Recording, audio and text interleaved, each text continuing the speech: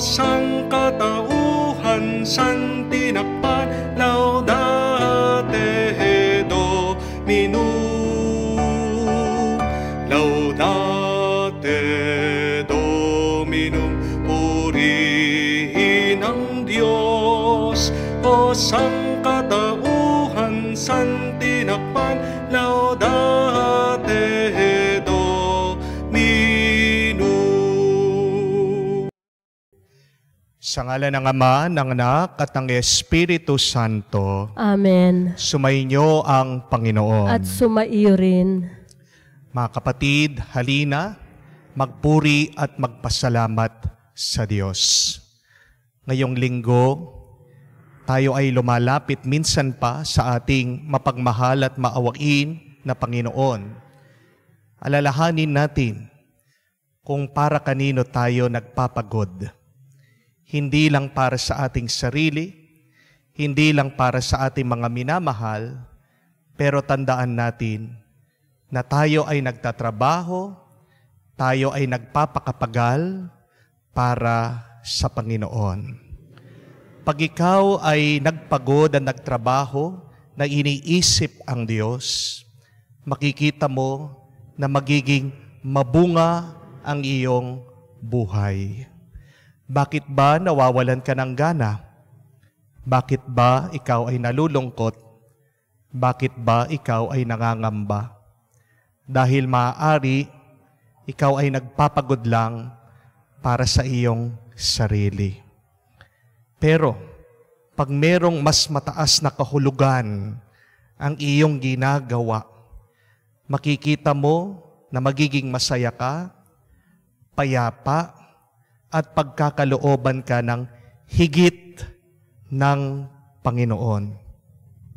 Lumalapit muli tayo sa Kanya, humihingi tayo ng grasya, ng lakas ng pangangatawan, kapayapaan sa ating kaisipan, tuwa sa ating mga kalooban. Naway sa tulong niya, malampasan natin lahat ng ating mga pagsubok sa darating na linggo at matulungan tayo. Ipagpatuloy natin ang misyon, ang ating pagmamahal, hindi lang para sa ating pamilya, kung hindi para din sa ating mahal at pinupuring Panginoong Diyos. Sa napakaraming beses na kung saan nakalimutan natin ang Diyos sa ating buhay. Kaya naman tayo ay nahulog at nadapa sa pagkakasala. Hilingin muli natin ang awa at kapatawaran ng Diyos. Inaamin ko sa makapangyarihang Diyos at sa inyo mga kapatid, na lubha akong nagkasala sa isip, sa salita, sa gawa at sa aking pagkukulang. Kaya isinasamo ko sa mahal na Birheng Maria, sa lahat ng mga anghel at mga banal, at sa inyo mga kapatid, na ako'y ipanalangin sa Panginoong ating Diyos. Kaawaan tayo na makapangyarihan Diyos, patawarin tayo sa ating mga kasalanan, at patnubayan tayo sa buhay na walang hanggan. Amen.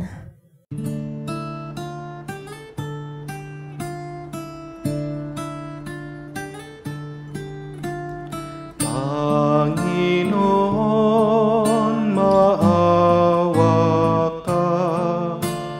Panginoon, maawa ka.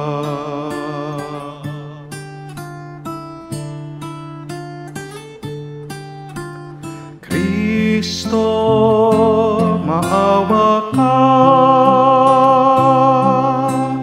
Kristo, maawa ka sa amin. Panginoon, maawa ka. Panginoon, maawa ka. Gloria in excelsis Deo.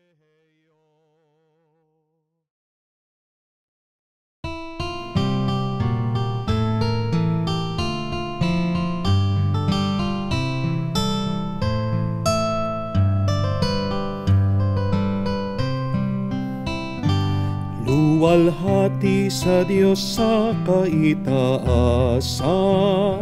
kaloob sa lupa ay kapayapaan. Pinupuri ka't ipinangdarangal, sinasamba ka dahil sa dakila mong kalwalhatian. Panginoon naming Diyos, Hari ng langit, Amang makapangyarihan, Panginoong Jesucristo, bugtong na anak ng Diyos, Kordero ng Ama. Ikaw na nag-aalis ng mga kasalanan ng sanlibutan. Tanggapin mo ang aming kahilingan, ikaw na naluluklok sa kanan ng Ama. Maawa ka sa amin, ikaw lamang ang banal, Panginoong Jesucristo, kasama ng Espiritu, sa luwalhati ng Ama. Amen, Amen, Amen, Amen. Manalangin tayo. Ama naming makapangyarihan, ipagkaloob mo lagi naming ikaligaya, ikaw ang paglingkuran, sapagkat walang maliw at walang kahulilip ang kasiyahan. Kapag sumasamba kami sa iyong kapangyarihan, nagpapairal sa tanang sanlibutan. Sa pamamagitan ni Jesucristo kasama ng Espiritu Santo, magpa sa walang hanggan. Amen.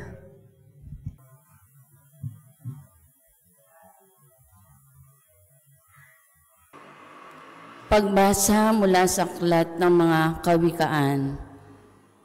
Mahirap makakita ng mabuting asawa, higit sa mamahaling alahas ang kanyang halaga. Lubos ang tiwala ng kanyang asawa at saganang pakinabang ang makakamit niya.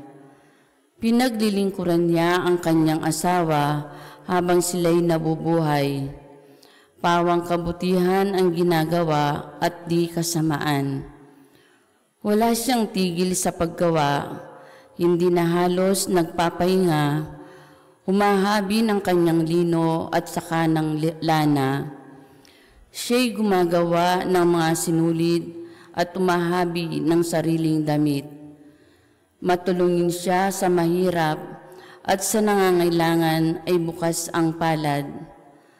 Magdaraya ang pang-akit at kumukupas ang ganda, ngunit ang babaeng may takot sa Panginoon ay pupurihin ng bala na. Ibuntun sa kanya ang lahat ng parangal, karapat-dapat siya sa papuri ng bayan. Ang salita ng Diyos. Salamat sa Diyos. Mapalad ang sumusunod na taong may takot sa Diyos. Mapalad ang sumusunod na taong may takot sa Diyos. Mapalad ang bawat tao na sa Diyos ay may takot, ang maalab na adikay sumunod sa kanyang utos. Hindi siya magkukulang sa anumang kailangan.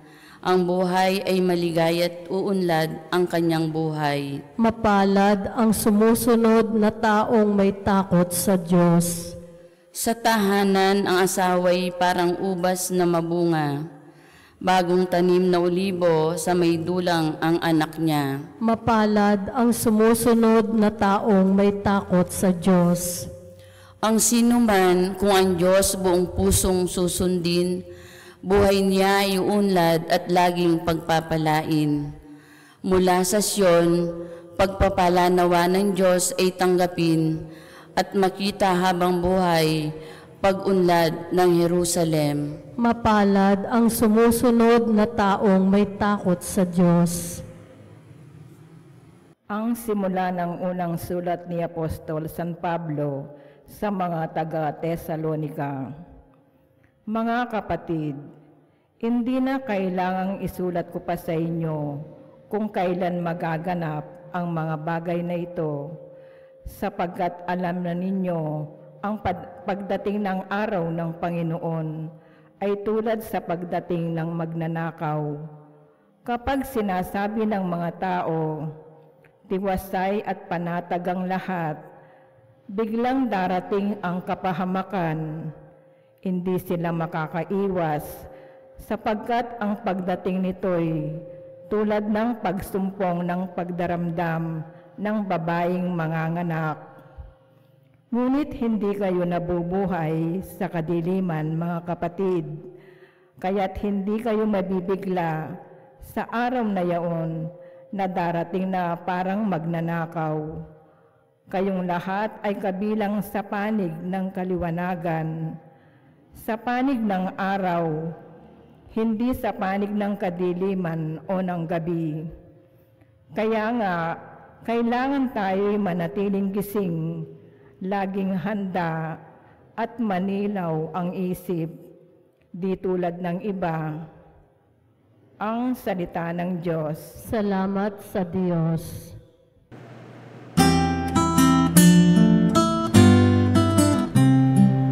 Alleluia, alleluia, alleluia, alleluia, alleluia,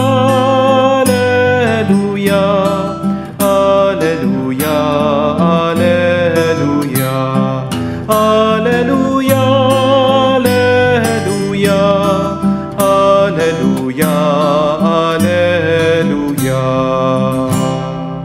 Sa poon ay manatili, siya'y sa atin lalagi, mamungang maluwalhati. Alleluia, alleluia. Sumainyo ang Panginoon. At sumaiyo rin. Ang mabuting balita ng Panginoon ayon kay San Mateo. Papuri sa iyo, Panginoon. Noong panahong iyon, sinabi ni Jesus sa kanyang mga alagad ang talimhagang ito. Ang paghahari ng Diyos ay maitutulad dito. May isang taong maglalakbay, kaya tinawag niya ang kanyang mga alipin at pinagkatiwalaan sa kanila ang kanyang ari-arian. Binigyan niya ng salapi ang bawat isa, ayon sa kanya-kanyang kakayahan. Binigyan niya ng isang 5,000 piso, ang isa naman 2,000 piso, at ang isa pa ay 1,000 piso. Pagkatapos siya ay umalis. Pagkaraan ng mahabang panahon, bumalik ang Panginoon ng mga aliping iyon at pinagpasulit sila. Lumapit ang tumanggap ng 5,000, wika niya, Panginoon, heto po ang 5,000 na bigay niyo sa akin. Heto pa po ang 5,000 na tinubo ko. At sinabi niya, magaling at tapat at mabuting alipin, yamang naging tapat ka sa kaunting halaga, pamamahalain kita laking halaga. Makihati ka sa aking kagalakan. Lumapit din ang tumanggap ng 2,000 piso. At sinabi niya, Panginoon, heto po ang binigay ninyong 2,000 piso. Heto naman po ang 2,000 pisong tinubo ko. At sinabi sa kanya ng Panginoon, magaling, tapat at mabuting alipin, naging tapat ka sa kakaunting halaga. Kaya pamamahalain kita sa mga malalaking halaga. Makihati ka sa aking kagalakan. At lumapit naman ang tumanggap ng 1,000 piso. Alam ko po na kayo ay mahigpit, aniya. Gumagapas kayo sa hindi nyo tinatamnan at nag-aani sa hindi nyo hinahasikan. Natakot po ako kaya binaon ko sa lupa ang inyong salapi. Heto na po ang 1,000 piso ninyo. Masama at tamad na alipin, tugon ng kanyang Panginoon. Alam mo palang gumagapas ako sa hindi ko tinamnan at nag-aani sa hindi ko hinasikan. Bakit hindi mo iyan nilagak sa bangko? Di sana'y nakakuha ko ng tubo ngayon. Kunin ninyo sa kanya ang 1,000 piso at ibigay nyo sa may 1,000 piso, 10,000 piso. Sapagkat ang mayroon ay bibigyan pa, ang at magmamana pa ng higit. Ngunit ang wala, kahit ang kakaunting nasa kanya ay kukunin pa. Itapon niyo sa kadiliman sa labas ang aliping walang kabuluhan. Doon tatangis siya at manggagalaiti ang kanyang ipin. Mga kapatid, ang mabuting balita ng Panginoon. Pinupuri ka namin, Panginoong Heso Kristo. Magandang araw po muli sa inyong lahat. Magandang araw po. At welcome po sa ating misa ngayong linggo. God is good, sobra. Palakpakan po natin ang Panginoon. Kasama pa rin po sa ating mga dasal at dalangin dito sa Banal na Misa. Inaalala natin ang ating mga kapatid na OFW. Karamihan po sa ating mga kasama dito sa Misa, sumusubaybay ay nakalayo sa kanilang mga pamilya. Marami po ang nagpapadala ng mensahe na sila ay naho-homesick, nalulungkot. Kasama po kayo sa aming dasal at dalangin. At ganyan din po, kasama nating pinagdarasal ang ating mga kapatid na may sakit. Pinagdarasal natin ang mabilis nilang kagalingan. Amen? Ang tanong po ngayong linggo, anong bagay ang magpapaganda sa iyong buhay? What are those things that could help us to make our life beautiful? Marami po ang sasagot, Father, basta't meron lang kaming pera, maayos ang problema. Yes, sometimes money could be the answer. But sometimes also, money is the problem. Amen? Marami po akong nakakausap na magsimula po nung dumami yung pera sa kanila, nagkaroon na sila ng problema sa kanilang mga asawa. Dahil may pera, nag-iba po ang ugali nitong asawa, ano po nangyari? Nagkaroon po ng resources, nagkaroon ng pamamaraan para makapagbisyo, ayun, nakapagbabae. Meron din po, dahil yung mga anak, alam nila na mayaman sila, ayaw na po magtrabaho. Naging napakatamad nitong mga bata. Yes, money could be the answer to some of our problems, but it is not always the answer. Sometimes money can also cause problems in our life. Oo, pag meron kang pera, gumaganda ka. Pero hindi naman ibig sabihin, may pera ka, gaganda ang iyong kalooban, gaganda ang inyong ugnayan, ang inyong pagsasama. Meron din po siguro iba sasabihin nila, basta't maganda yung environment, maganda po ang kanilang karanasan. Pero yung ating po mga kapatid sa ibang bansa, they would beg to disagree. Sila po nakalayo sa kanilang pamilya, ang gaganda po ng kanilang mga pinagtatrabahuhan, lalong-lalo na doon sa Europe, yung po mga buildings, yung mga park, napakaganda po ng klima, pero tanungin niyo po, yung mga iba nating mga kapatid na OFW, malungkot sila. Bakit? Dahil nakalayo sila sa kanilang mga pamilya. Di po ba? Ano po ang sinasabi ng unang pagbasa? Napakaganda po. Pag merong isang mabuting asawa, ito ay korona para sa buhay ng lalaki at buhay ng pamilya. That is the number one thing that could make our life beautiful. A happy wife. A good mother. Hindi po ba? Ano po ang mababasa nyo pa sa banal na kasulatan? Pag ang asawa, pag ang babae ay galit, pag ang asawa ay masama ang loob, siya ay parang nagiging cancer sa buto ng pamilya, ng buhay ng kanyang asawa. Huwag niyo pong kakalimutan yan. A happy wife means a happy husband. A happy mother means a happy family. Galitin mo ang iyong asawa, galitin niyo ang inyong mga nanay, makikita niyo po, magiging miserable, magiging malungkot, magkakagulo ang inyong buhay pamilya. Amen? Kaya, do everything. Gawin niyo po ang lahat para maging masaya ang inyong mga asawa, ang inyong po mga nanay, ang inyong ina. Amen? Pamper them. Appreciate what they are doing. Show acts of kindness. Be generous to them. Alam niyo na po, pag nakasimangot na mga yan, anong ibig sabihin? Dalawa lang ibig sabihin. Kulang ng lambing o kulang ng pera. Amen?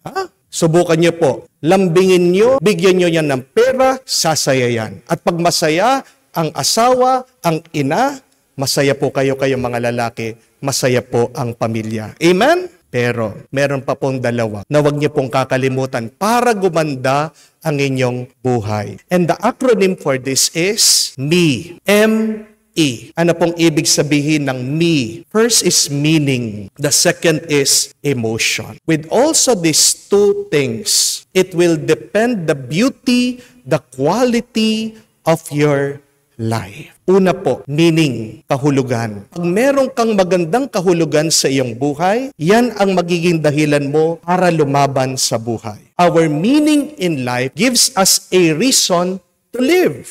Di po ba?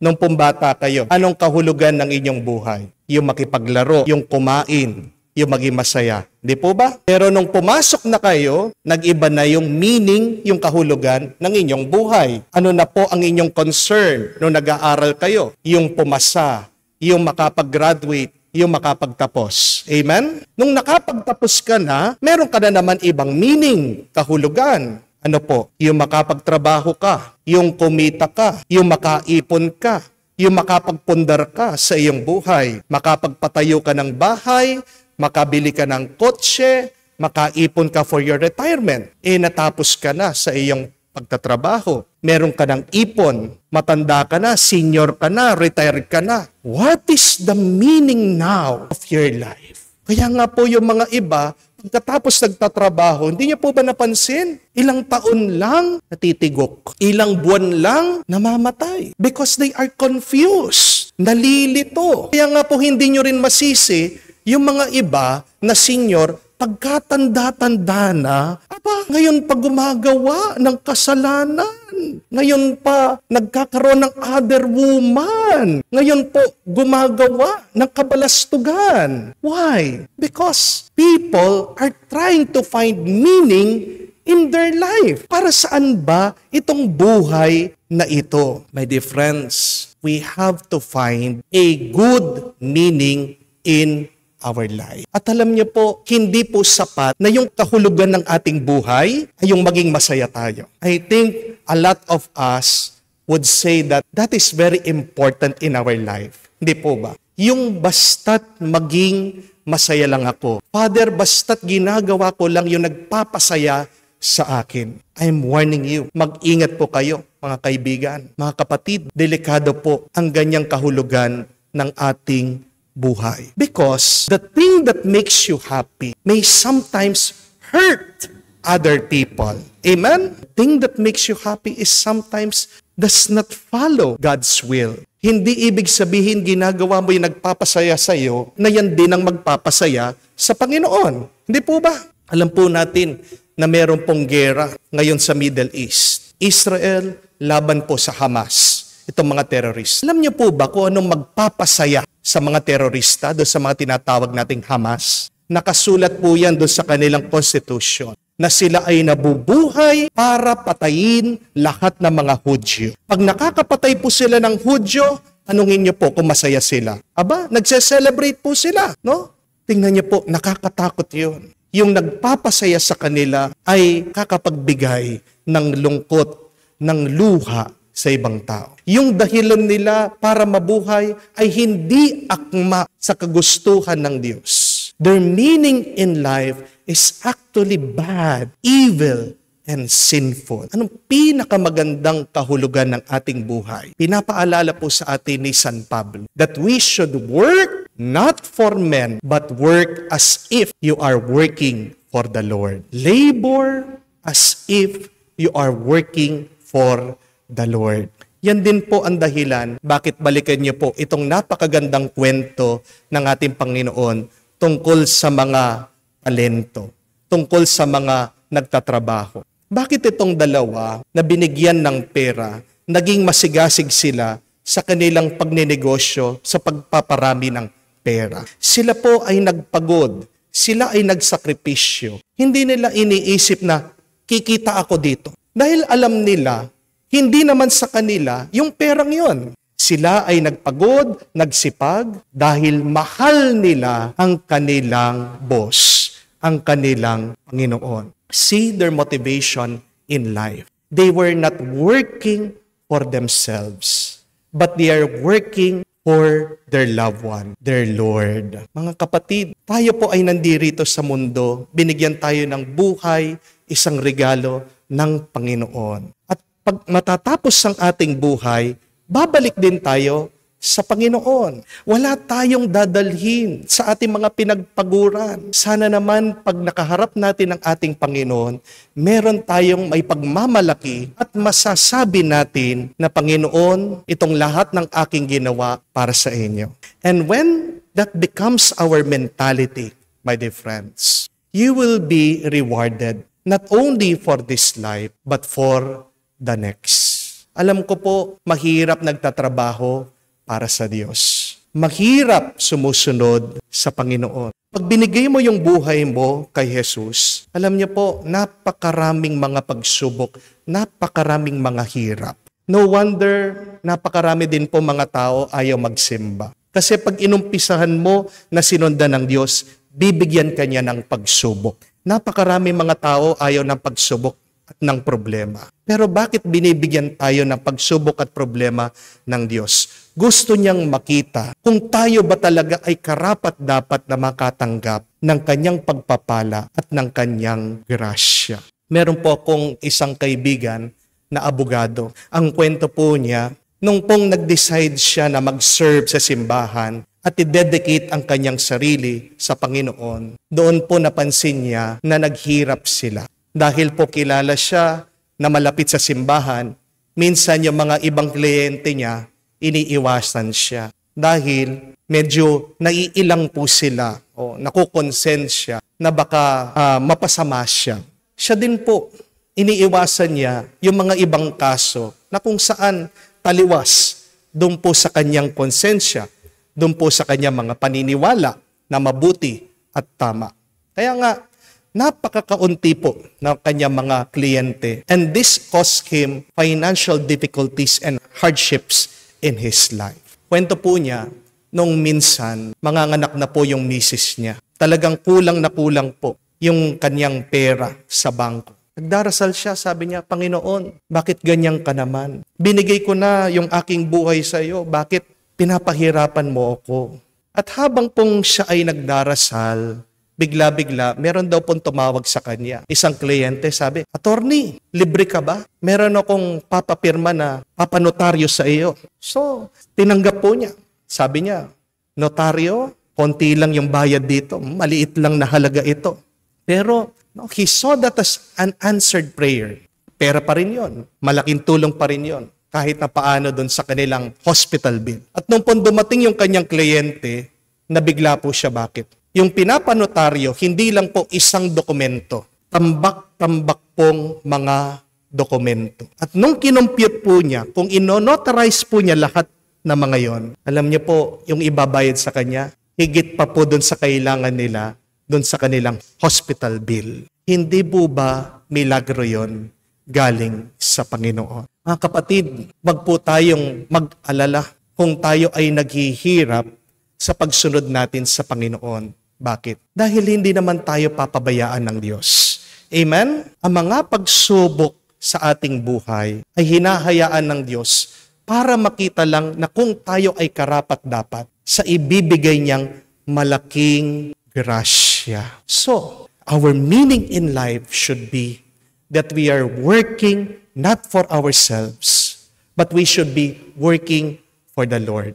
Dahil pag nagtrabaho ka para sa Diyos, ang mga bunga at grasya na ipagkakalob niya sa iyo ay pakikinabangan mo dito sa lupa hanggang sa langit. That is the first that could make your life beautiful. A good meaning. Pangalawa po, emotions. Napakahalaga po na tingnan natin yung ating mga nararamdaman at nararanasan dito sa mundo. Because if you have a good emotion, you will have a good life. Amen? If you have bad emotions, you will have a bad life. Ang magandang buhay ay nag-uumpisa sa iyong nararamdaman. At tandaan niyo po ito, that we can choose our feelings. Pwede mong piliin ang iyong nararamdaman. Huwag po kayong maging biktima ng iyong nararanasan. sa inyong mga kalooban. At madalas, isa pong pangit at hindi magandang emotion o nararamdaman ng ating buhay, ano po? Takot. Fear. Fear many times destroy us. Ang nakakasira sa iyong isip, takot. Kaya nga po pansinin nyo yung mga bata, pag nag-i-exam sila, bakit hindi sila makasagot? Nagme-mental block. Saan po galing yung mental block? Galing po sa takot. Pero ano bang ibig sabihin ng fear o takot? It is actually an acronym. F-E-A-R. F-E-A-R, ibig sabihin, false expectations appearing real. False expectations appearing real. Ibig sabihin, hindi totoo yan. Kung hindi totoo, bakit natin kakatakutan? At tandaan niyo po ito mga kapatid, that when you have fear in your life, you will set a limitation in your experiences. Our fears are our limitation in our life. Kaya nga po, ano po ang dahilan?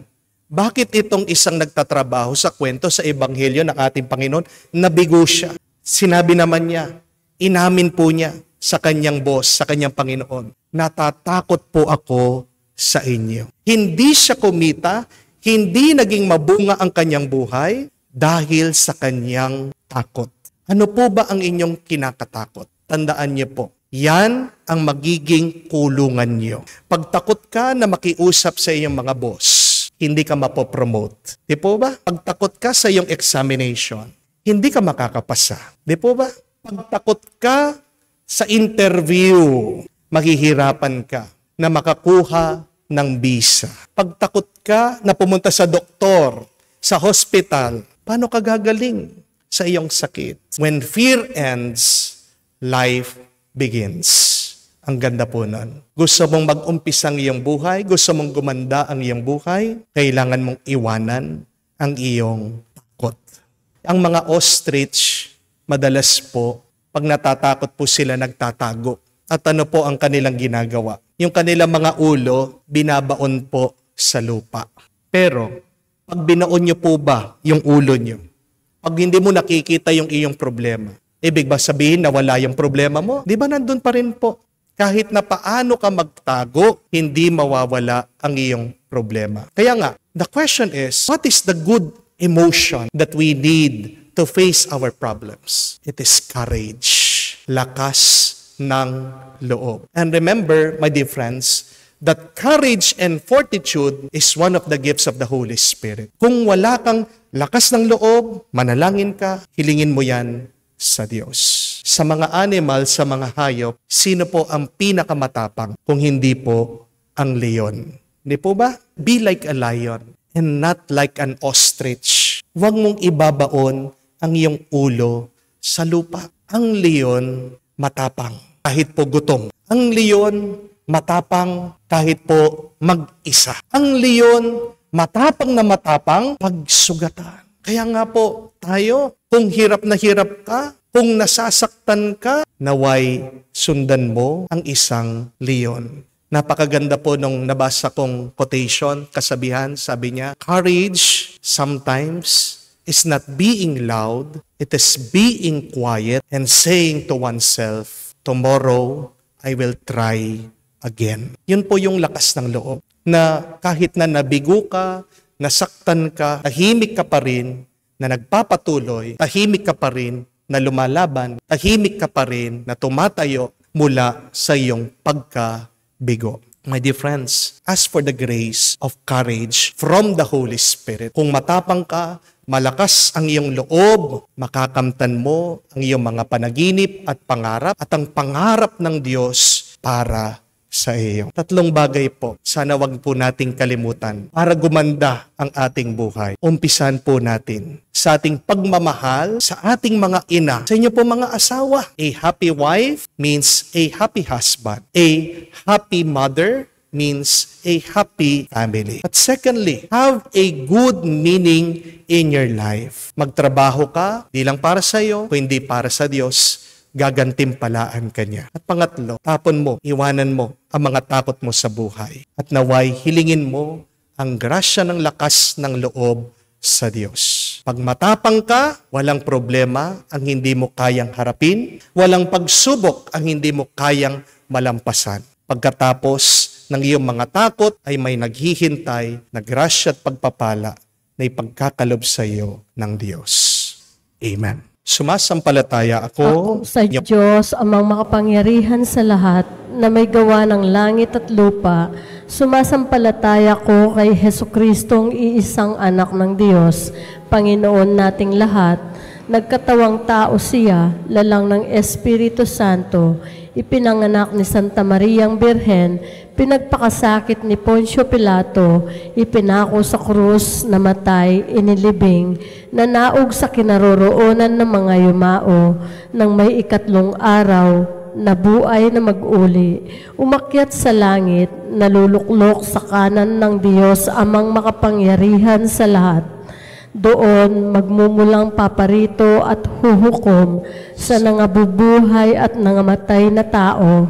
Sumasampalataya naman ako sa Diyos Espiritu Santo, sa banal na simbahang Katolika, sa kasamahan ng mga banal, sa kapatawaran ng mga kasalanan, sa pagkabuhay na muli ng nangamatay na tao, at sa buhay na walang hanggan. Amen. Bilang pasasalamat sa tiwala at pagbubukas palad ng Panginoon sa atin, idulog natin ang ating mga kahilingan para sa lahat ng pangangailangan ng sangkatauhan, ng simbahan at ng bawat isa sa atin.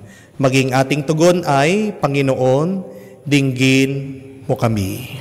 Panginoon, dinggin mo kami. Para sa Santo Papa, ating Obispo, at lahat ng iba pang pinunong espiritual, nawa maging inspirasyon natin sila sa pagpapahalaga at paggamit sa mga kaloob ng Diyos. Manalangin tayo. Panginoon, dinggin mo kami. Para sa mga pinagkalooban ng mga pambihirang talino, nawa gamitin nila ang mga kaloob na ito sa pagtulong at pagpapasigla sa mahihinang kasama sa pamayanan. Manalangin tayo.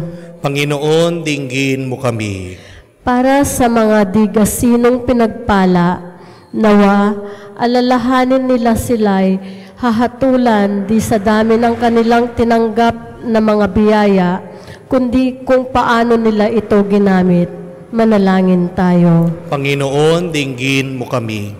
Sa katahimikan po ng ating mga puso, isama din po natin ang ating mga personal na dasal at dalangin.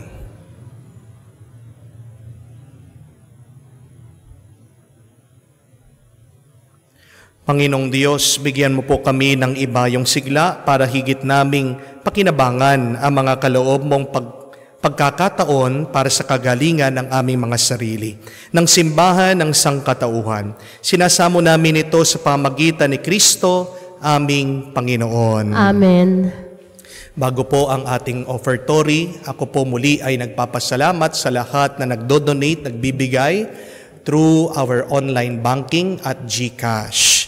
Ngayon po darating na Kapaskuhan, tayo po ay magbibigay muli ng mga Christmas ham para sa ating mga kapatid na naghihikahos at naghihirapan.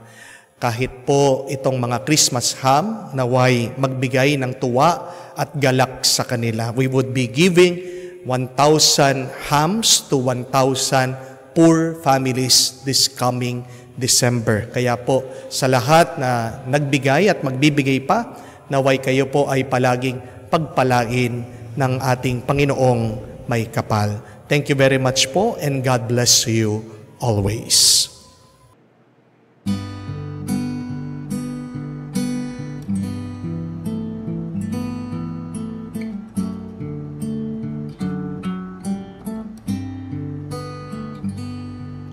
O Diyos, sawang di mabila, tanggapin mo yaring aming alay,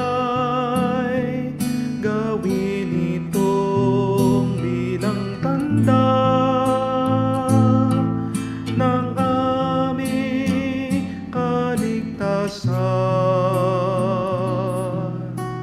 Narito, O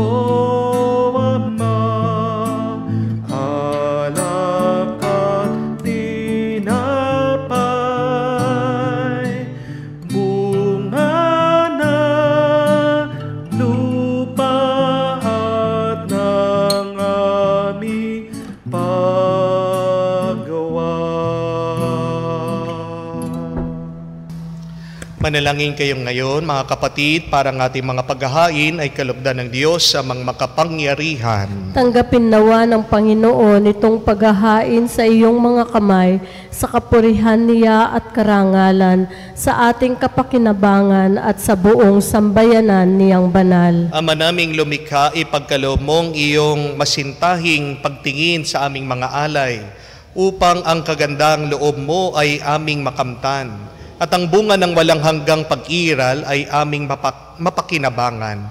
Sa pamamagitan ni Jesucristo kasama ng Espiritu Santo, magpa sa walang hanggan. Amen. Sumainyo ang Panginoon. At sumaiyo rin. Itaas sa Diyos sa inyong mga puso at diwa. Itinaas na namin sa Panginoon.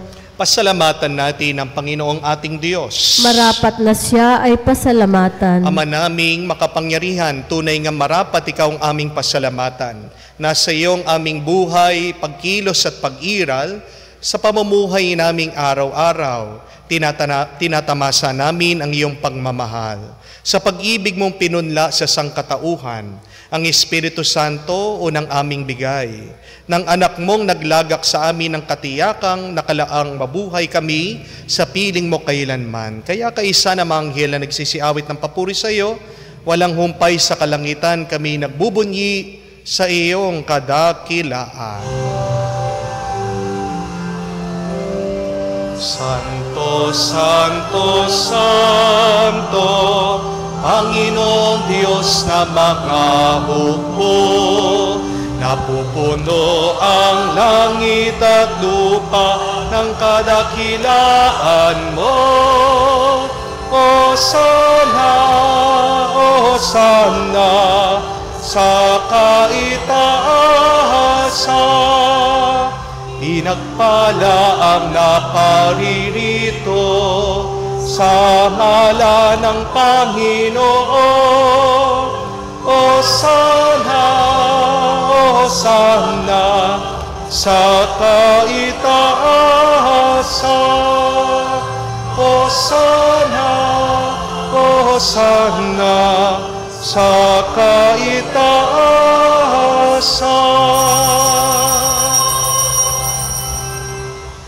Ama naming banal, ikaw ang bukalan tanang kabanalan. Kaya't sa pamamagitan ng iyong Espiritu, gawin mong banal ang mga kaloob na ito, upang para sa amin gawing katawan at dugo ng aming Panginoong Jesucristo.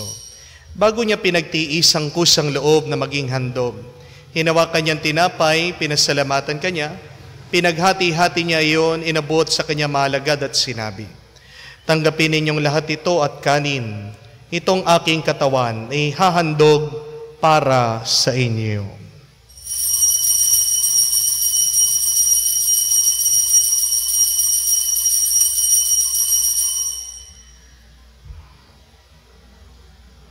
Ngayon din naman, matapos ang hapunan, hinawakan niya ang kalis, muli kanyang pinasalamatan, inabot niya ang kalis sa kanya malagad at sinabi, "Tanggapin ninyong lahat ito at inumin.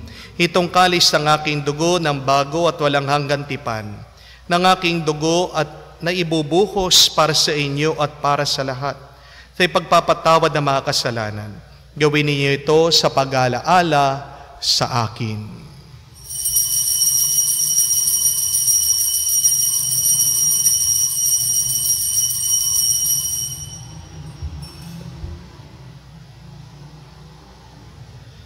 Ang misteryo ng pananampalataya.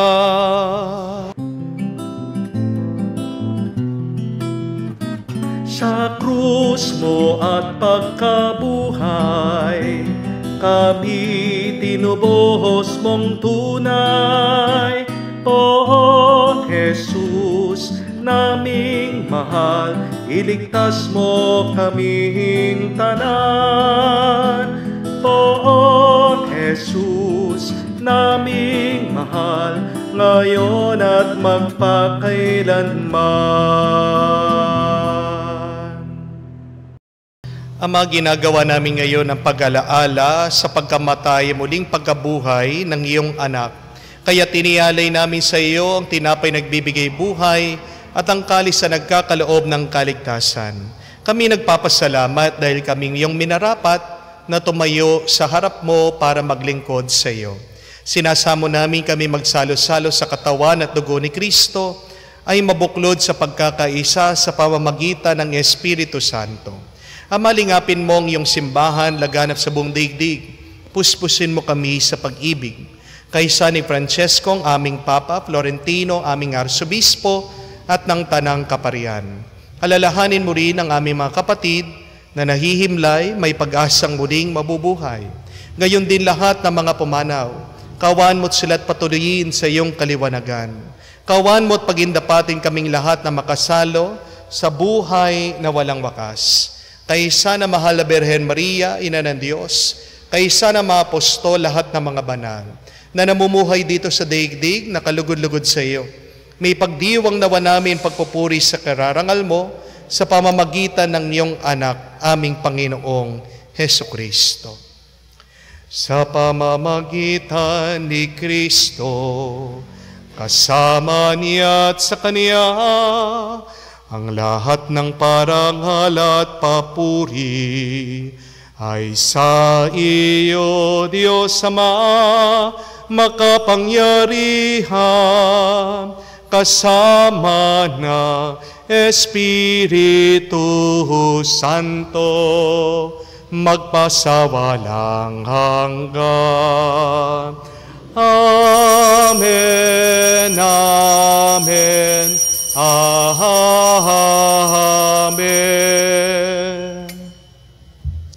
Sa nakakagaling na utos at turo ng ating Panginoon, tayo ngayon ay magdasal sa panalangin Kanyang iniwan sa Kanyang malagad at sa Kanyang simbahan.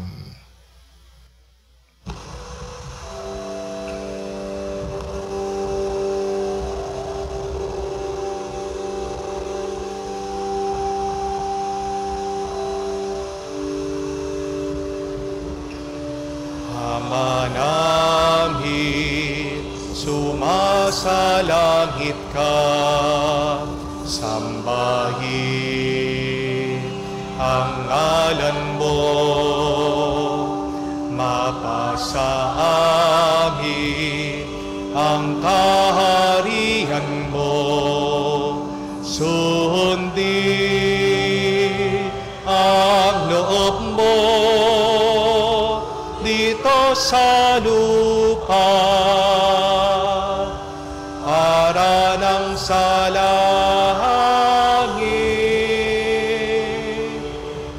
Bigyan mo kami ngayon ang aming kakanin sa araw-araw, at patawarin mo kami sa aming mga sala para ng pagpapatawad namin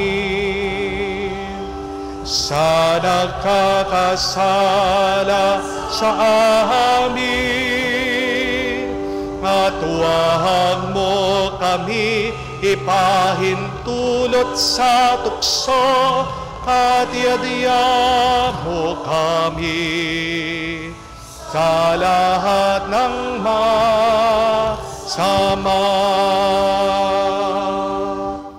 Hinihiling namin kami iadya sa lahat ng masama, pagkalooban mo ng kapayapaan araw-araw, iligtas sa kasalanan, ilayo sa lahat ng kapamakan, samantalang aming pinanabikan ang dakilang araw ng pagpapahayag ng tagapagligtas naming si Hesukristo.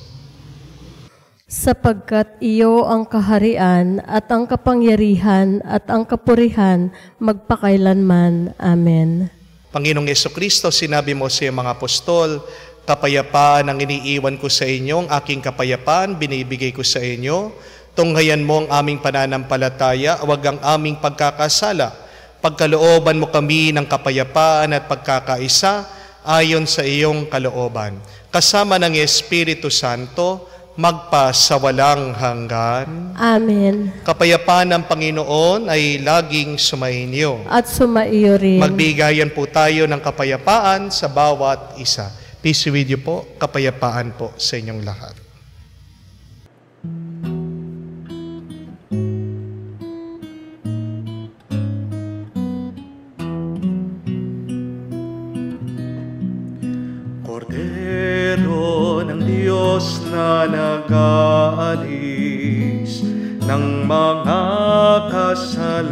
kasalanan ng mundo.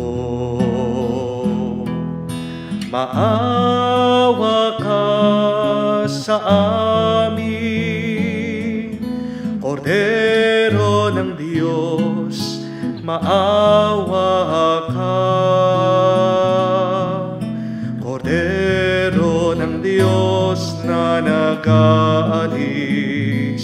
ng mga kasalanan ng mundo. Maawa ka sa amin, Kordero ng Diyos, maawa ka. Kordero ng Diyos na nag-aalis ng mga kasalanan ng mundo. Ipagkaloob mo sa amin ang kapayapaan.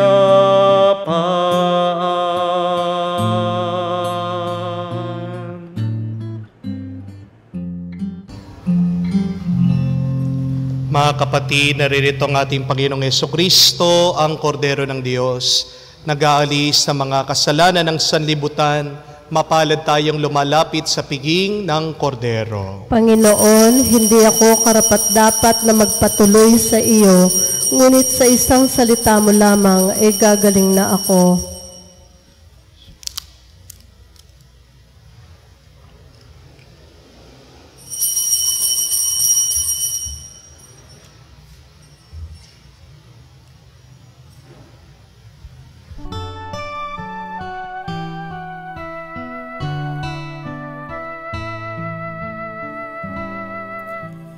Jesu panis vitae donum Patris, Jesu fons vitae aquae. Cibus et potus noster, cibus et postus noster, in itinere ad donum Dei. Mula sa lupa sumibol kang masigla, matapos kang yurakan ng mga masasama. Sumilang ang liwanag ng mga nawawala, tinapay na ang buhay, pagkain ng dukha.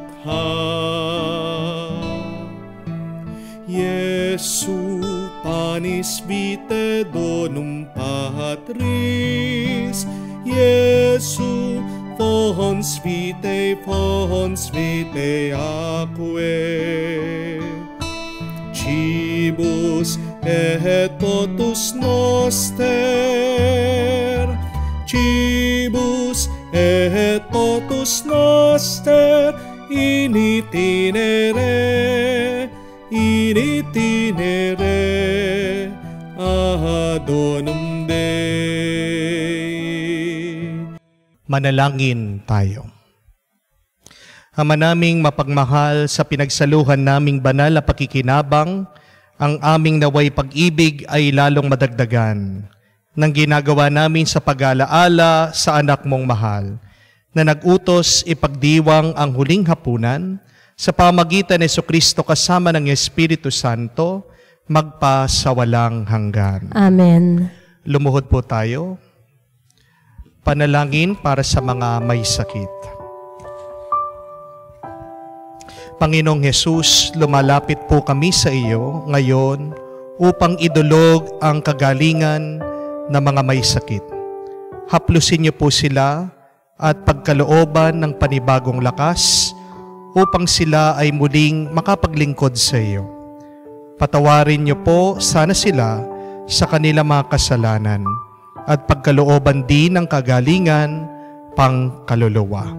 Sa katahimikan po ng ating puso, banggitin po natin sa Diyos ang pangalan ng ating mga kapatid na may karamdaman o kapansanan na hinihiling natin na gumaling.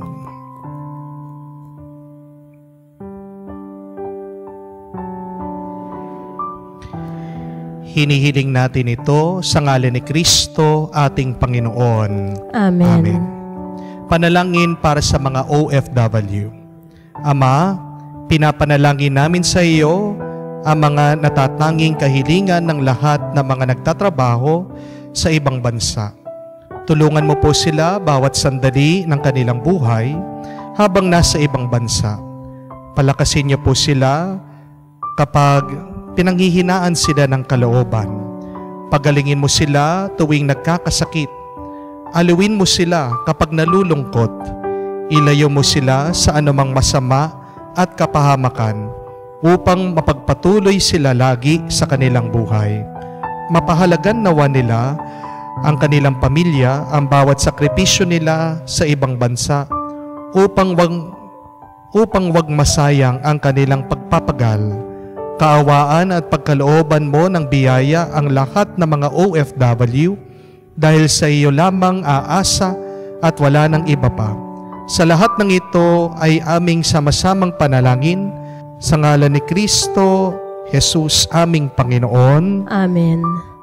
Banal na muka ni Jesus, kaawaan mo kami. Ang masayang buhay ay nag-uumpisa sa mga masasayang kasama. At huwag nating kalimutan at pasalamatan ang unang-unang nakasama natin sa ating buhay, ang ating mga ina. Dahil nung tayo ay nasa kanilang sinapupunan, magkasama na tayo. Naway bigyan po natin ng pansin kung buhay pa ang ating mga ina, na gawin nating masaya ang kanilang buhay. Because remember, a happy mother means a happy family. At kayo pong mga mister, mga may asawa din, sana po kung gusto nyo din maging masaya kayo, make your wife happy. Dahil ang inyong mga asawa ay korona sa inyong mga ulo kung sila po ay masaya at kontento. Naway maalaala natin na mahalaga ang kahulugan sa ating buhay. Pero hindi lang ang hanapin kung anong ikakatuwa natin. Naway gawin natin ang lahat para sa ikaliligaya at ikasasaya ng Panginoon. Dahil kung masaya ang Panginoon sa ating ginagawa, dadagdagan pa niya ang kanyang pagpapala sa ating buhay. And also, do not forget, do not become a victim of your emotions. Pwede mong piliin kung ano ang iyong nararamdaman. Kung meron kang takot, pangamba, pwede mong iwanan, bitawan yan. Choose to be strong, to be courageous, maging matapang ka. Yan may ibibigay ng Banal na Espiritu kung hihilingin mo. Pinagdadasal po natin ang isang magandang buhay para sa lahat, lalong-lalo na kayo pong mga nakisama at nakisalo sa ating banal na misa. Sumainyo ang Panginoon. At sumaiyo rin. At kayo ay pagpalain ng Diyos sa may kapal, sa ngalan ng Ama, ng Anak, at ng Espiritu Santo. Amen. Ang ating misa ay natapos na. Humayo kayo sa kapayapaan Salamat ni Kristo. sa Diyos. Humayo tayo sa kapayapaan ni Kristo. Salamat sa Diyos.